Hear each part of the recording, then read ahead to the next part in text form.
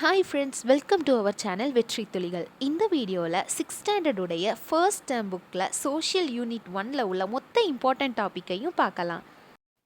First topic telling time in history, அதாவது வரலாற்றில் காலத்தை எப்படி கணக்கிடுறாங்கன்னா கிமு கிறிஸ்து பிறப்பிற்கு முன் இல்லைனா பொது ஆண்டிற்கு முன், அப்படி இல்லைன்னா கிறிஸ்து பிறப்பிற்கு பின் இல்லைனா பொது ஆண்டுன்னு கணக்கிடுறாங்க. அடுத்தது வரலாறுனா என்னன்னு பார்க்கலாம். வரலாறுனா கடந்த காலத்தில் நடந்த நிகழ்வுகளை கால வரிசைப்படி படிக்கிறது, அதாவது குரோனாலாஜிக்கல் ஆர்டரில் படிக்கிறது தான் ஹிஸ்ட்ரி. இந்த வேர்ட் ஹிஸ்ட்ரியை க்ரீக் லாங்குவேஜில் உள்ள இஸ்டோரியாவிலிருந்து எடுத்திருக்காங்க. இந்த வார்த்தை இஸ்டோரியா அப்படின்னா விசாரிப்பதன் மூலம் படிக்கிறது, அதாவது இங்கிலீஷில் சொல்லணும்னா லேர்னிங் பை என்கொயரி. இதுதான் ஹிஸ்டோரியாவுடைய அர்த்தம். நாணயவியல் நியூமிஸ்மேட்டிக்ஸ் அப்படின்னா நாணயங்களை பற்றி படிக்கிறது, காயின்ஸை பற்றி படிக்கிறது. அதுக்கப்புறம் கல்வெட்டியல், அதாவது எபிகிராஃபி, இதுனா எழுத்து பொறிப்புகளை பற்றி படிக்கிறது, த ஸ்டடி ஆஃப் இன்ஸ்கிரிப்ஷன்.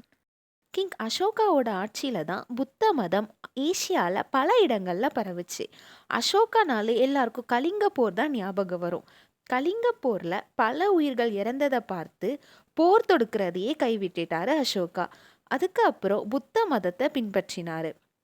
இதில் இன்னும் நிறைய இம்பார்ட்டண்டான கொஸ்டின்ஸ் கேட்கலாம், அது என்னன்னு பார்க்கலாம். வெற்றிக்கு பின் போரை துறந்த முதல் அரசர் அசோகா தான். விலங்குகளுக்கு தனி ஹாஸ்பிட்டல் அமைச்சு கொடுத்ததும் அசோகா தான். தேசிய கொடியில் உள்ள 24 ஆரக்கால் சக்கரம் அசோகா நிறுவிய சாராநாத் கற்றூனியில் உள்ள முத்திரையிலிருந்து தான் எடுத்திருக்காங்க. சார்லஸ் ஆலன் அப்படிங்கிற ஒரு இங்கிலீஷ் எழுத்தாளர் the church for the India's last emperor அப்படின்னு அசோகா பற்றி ஒரு புக் எழுதினாங்க. இவ்வளோ தான் இந்த யூனிட்டில் உள்ள மொத்த இம்பார்ட்டண்டான டாப்பிக்கும். இந்த வீடியோவை ஃபுல்லாக பார்த்து நோட் பண்ணி எடுத்துக்கோங்க, ஒரு யூனிட் ஃபுல்லாக படித்த மாதிரி ஆகிரும். இதே மாதிரி இன்னும் நிறைய வீடியோஸ் வேணும்னா நம்ம சேனலை சப்ஸ்கிரைப் பண்ணி வச்சுக்கோங்க.